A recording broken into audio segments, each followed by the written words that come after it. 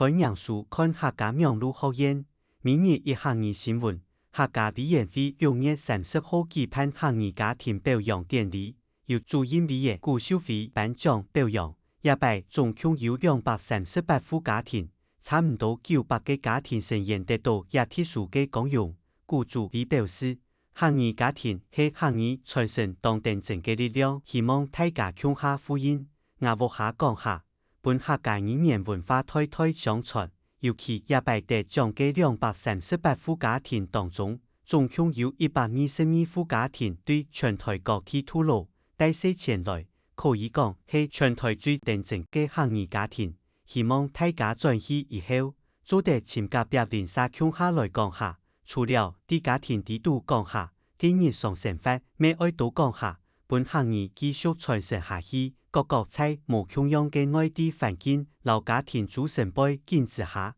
繼續對客家語言文化嘅認同。客委會感謝其哋對行二傳承嘅用心、老實忙。每當分享和較多家庭共下加入行二家庭嘅行列，以上係客家苗路考驗嘅報道。接下來愛教大家見本日嘅明日一行二，就是家庭行二家庭。係行二傳承最強嘅力量，行二家庭係行二傳承最強嘅力量，唔好為忙啊，下一輩爭來了。